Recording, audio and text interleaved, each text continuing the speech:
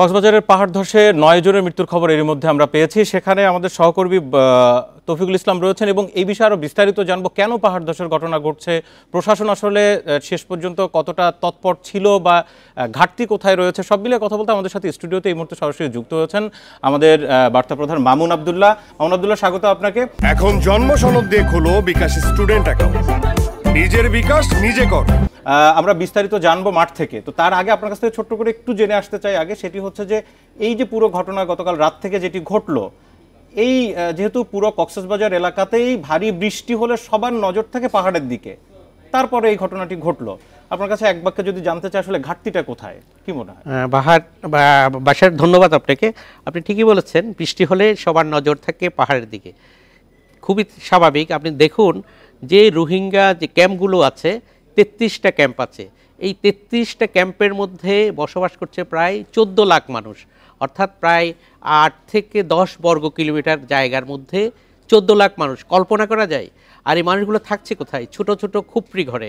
আর ঘরগুলো বানানো হয়েছে সবগুলো পাহাড়ের উপর, কিংবা পাহাড়ের ঢালুতে, কিংবা পাহাড় কেটে। সুতরাং পাহাড় তো ধস হবেই, বৃষ্টি হলেই পাহাড় ধস হবে, এটা নিশ্চিত। আর দেখুন, এই পাহাড়গুলো কিন্তু ছিল সংরক্ষিত বনাঞ্চলের পাহাড়, অর্থাৎ সেখানে ঘন বন ছিল। এই বন পরিষ্কার করে সেখানে রোহিঙ্গা ক্যাম্প বসানো হয়েছে।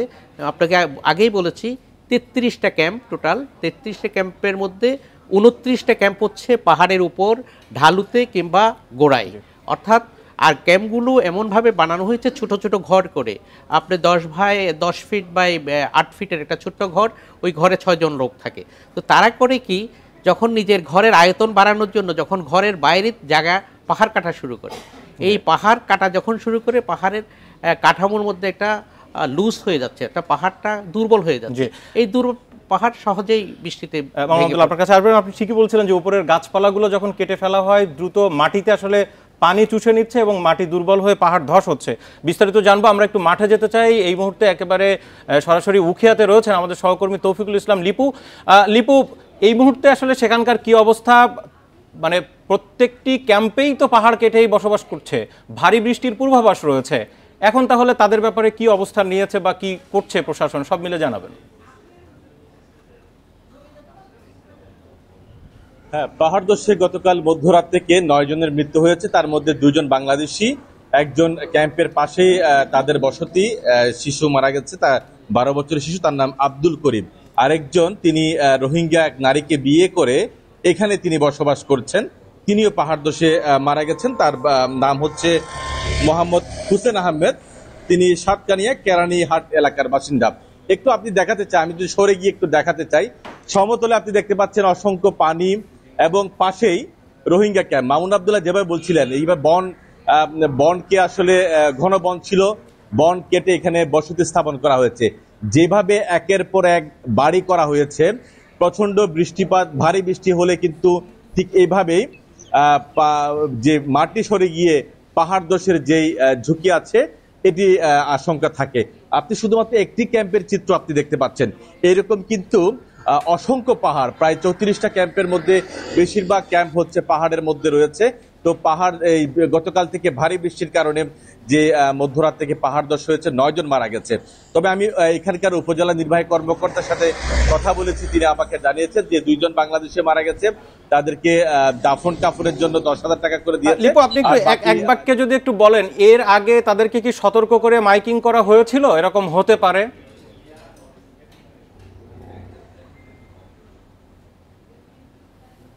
যে প্রশ্নটি আবার করতেন আমাকে। বলছি যে এই যে পাহাড় ধসের মতো ঘটনা ঘটতে পারে, সতর্ক থাকা দরকার, কোন সতর্ক বাণী কি তাদেরকে দেওয়া হয়েছিল, মাইকিং করা হয়েছিল? না, বৃষ্টি গতকাল থেকে বৃষ্টি হয়েছে রাত থেকে, তো ওইভাবে কিন্তু আসলে সতর্কতা বা মাইকিং করে তাদেরকে অ্যানাউন্স আগে থেকে করে দেওয়া হয়নি। এবং আজকে যখন মধ্যরাত থেকে যখন পাহাড় ধস হয়েছে, তখন সকাল থেকে আমরা দেখেছি এখানকার বিভিন্ন এনজিও সংস্থার স্বেচ্ছাসেবক আছেন, এখানকার উপজেলা প্রশাসনের পক্ষ থেকে মাইকিং করা হচ্ছে। একটু আগে আমি ক্যাম্প থেকে ঘুরে এসেছি, সেখানে আমি দেখেছি যারা পাহাড় ঝুঁকিতে আছেন তাদেরকে অন্যত্র সরিয়ে নেওয়া হয়েছে, কিন্তু বেশিরভাগ কিন্তু সরে যায়নি। আমরা দেখেছি যদিও বা প্রশাসনের লোক আসছে, তারা চলে যায়, আবার কিন্তু তারা সেই জায়গায় চলে আসে, কিন্তু তাদের যে এখানে বসবাস করার জন্য এই জায়গা ছাড়া আর কোনো বিকল্প কোনো জায়গা নেই।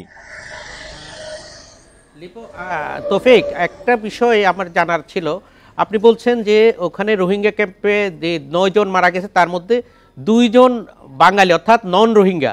এরা এই রোহিঙ্গা ক্যাম্পের মধ্যে এই লোকগুলা কি করে গেল এবং কি জন্য গেল, কেন বা তারা সেখানে ছিলেন, রাতে মারা গেলেন, বিষয়টা একটু স্পষ্ট করবেন। হ্যাঁ, জি, একজন শিশু রোহিঙ্গা মারা গেছে, তিনি হচ্ছে ক্যাম্পের কাঁটাতারের ভেতরে, কিন্তু অনেক বাংলাদেশি আছেন, তারা ওই নিজস্ব জমিতে বসবাস করছেন। তো সেই জায়গায় পাহাড় ধসে এক শিশু মারা গেছে।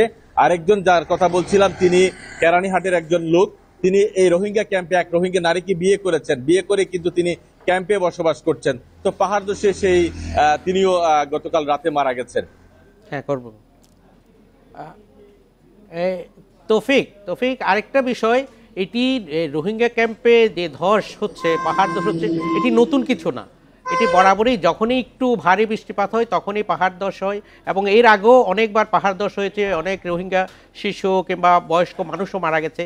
কিন্তু এই যে ক্রমাগত বর্ষাকাল আসলে পাহাড় ধস হবে এটা নিশ্চিত করে বলা যায়, কিন্তু তারপরেও প্রশাসন কোনো ব্যবস্থা নিয়েছে কিনা এই যে পাহাড় ধস ঠেকানোর জন্য, কিংবা মানুষের মধ্যে কোনো সচেতনামূলক কোনো কর্মকাণ্ড চালিয়েছেন কিনা, আপনি কি দেখলেন গিয়ে?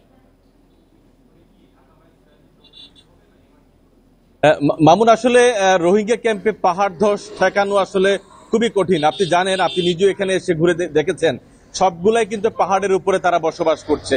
এমন ভাবে তারা পাহাড় কেটে বসতি স্থাপন করেছে, বৃষ্টি হলে নিশ্চিত সেখানে পাহাড় ধস হবে।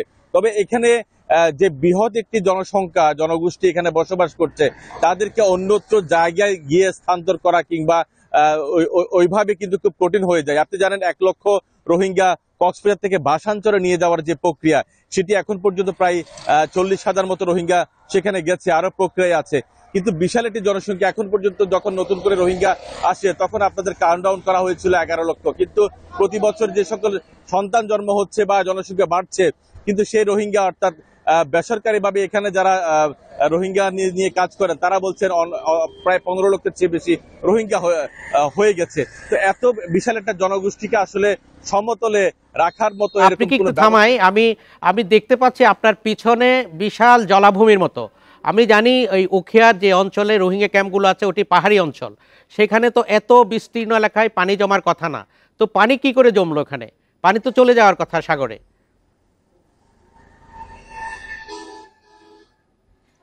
হ্যাঁ, এটি মূলত হচ্ছে সমতল একটা ভূমি, এখানে ধান চাষ করা হয়। যদিও বা এটি যেহেতু নিচের একটা জমি, সে নিচের জমিতে বৃষ্টির কারণে প্রচন্ড পানি হয়েছে, কিন্তু এই পানিগুলো আসলে সরে যাওয়ার মতো কোনো ব্যবস্থা এখানে নেই। আমরা দেখেছি, যদিও এই পিছনে পাহাড় রয়েছে, পাহাড় থেকেই মূলত সেই পানিগুলো এসে এখানে। তার মানে কি আমরা কি বলতে পারি যে রোহিঙ্গা ক্যাম্পগুলো অপরিকল্পিতভাবে করার কারণে ওখানে পানি নিষ্কাশন ব্যবস্থা ব্যাহত হচ্ছে, এবং স্বাভাবিক যারা ওখানকার লোকাল পিপল আছে, স্থানীয় জনগণ আছে, তাদেরও নতুন করে সংকট দেখা দিয়েছে, এটা কি বলা যাবে?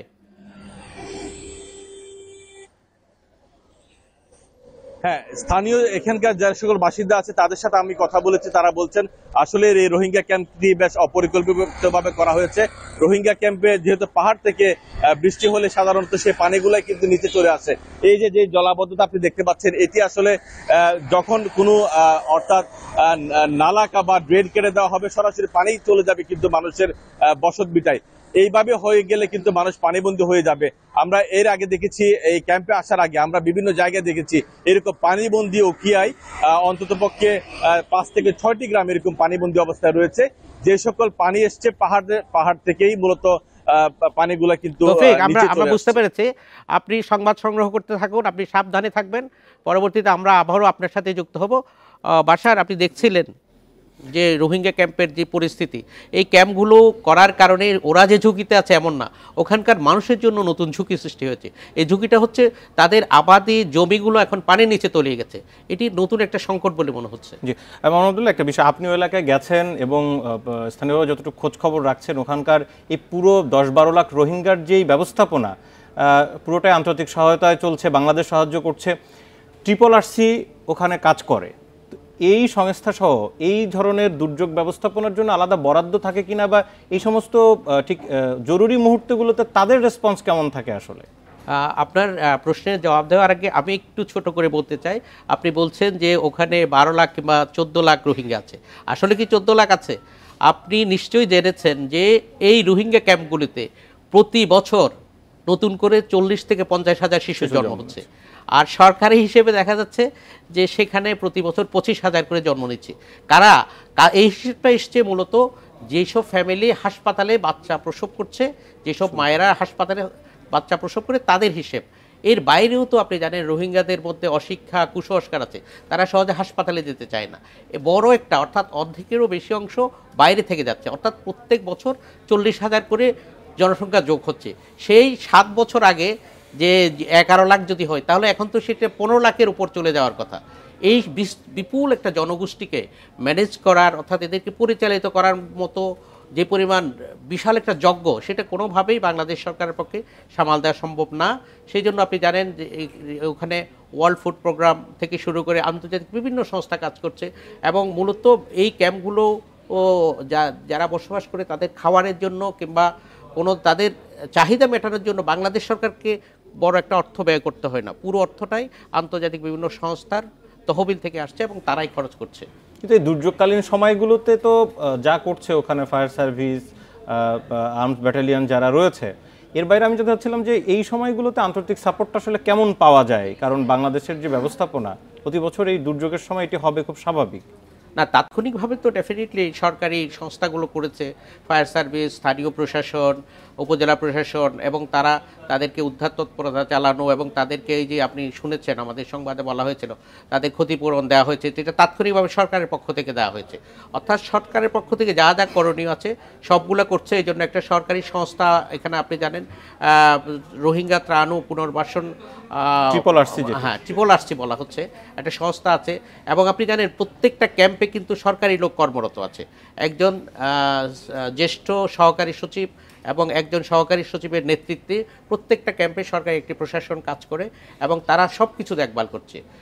ওখানকার সন্তান জন্ম দেওয়া থেকে শুরু করে তাদের অভাব অভিযোগ কিংবা ওই ধরনের কোনো আইনশৃঙ্খলা পরিস্থিতির অবনতি হচ্ছে কিনা সেই বিষয়গুলো সরকারের পক্ষ থেকে দেখার জন্য একটা লোকজন আছে। সুতরাং তারাই বিষয়গুলো দেখভাল করছে এবং তারাও সব ধরনের সাহায্য সহযোগিতা করছে বলে আমি কিছুক্ষণ আগে সেখান থেকে খবর পেয়েছি। মামুন আবদুল্লাহ, আরেকটা বিষয় যদি একটু, আপনি যেমনটা বলছিলেন যে অপরিকল্পিতভাবে তারা থাকছেন এবং অনিরাপদভাবে আছেন, তাদের আসলে নিরাপত্তা নিশ্চিত আসলে কি মনে হয় আপনার? আন্তর্জাতিক তহবিল থেকে সাহায্য পাচ্ছেন তারা এবং সরকার থেকেও সাহায্য দেওয়া হচ্ছে, আসলে তাদের এই নিরাপত্তা নিশ্চিতে কি করা যেতে পারে? এদেরকে আর নিরাপত্তা বেশি দিতে পারবেন না, কারণ আমি আগেই বলেছি এদের জন্য থাকার যে ঘর দেওয়া হয়েছে সেটির আয়তন হচ্ছে 10 ফিট বাই 8 ফিট। আপনি চিন্তা করেন এই 10 ফিট বাই 8 ফিট ঘরের মধ্যে ন্যূনতম 6 থেকে 8 জন পর্যন্ত মেম্বার থাকছে। এবং শুধু সেটা না, একটু বড় মেয়ে, বড় ছেলে, ছেলের বউ, মেয়ের জামাই থেকে শুরু করে সবাই কিন্তু একটা ঘরের মধ্যে থাকছে।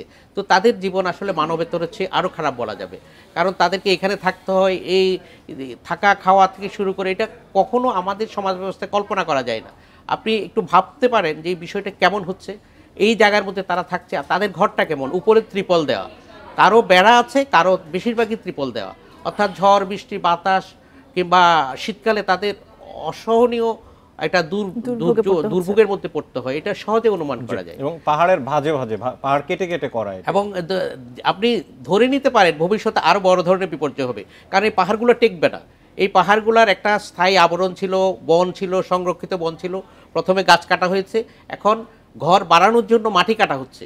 আপনি দেখুন পাহাড়ে কিন্তু বসতি আছে, আমাদের 3 পার্বত্য জেলায় বিপুল সংখ্যক পাহাড়ি জনগোষ্ঠী বসবাস করে, তাদের সেখানে কিন্তু ধস হয় না, কিন্তু এখানে ধস হচ্ছে কারণ ওদের পাহাড়ের উপর গাছ রয়ে গেছে। তারা এমনভাবে পাহাড় ঘর তৈরি করে যে পাহাড়ে যাতে কোনো ক্ষতি না হয়। কিন্তু রোহিঙ্গা ক্যাম্পগুলোতে ঘর তৈরি করা হচ্ছে অপরিকল্পিতভাবে, পাহাড় গাছ কেটে বন উজাড় করে এবং মাটি যেখানে ইচ্ছে সেখানে গর্ত করা হচ্ছে, এতে করে আর মানে সহজেই এটা ঝুঁকি সৃষ্টি হয়েছে।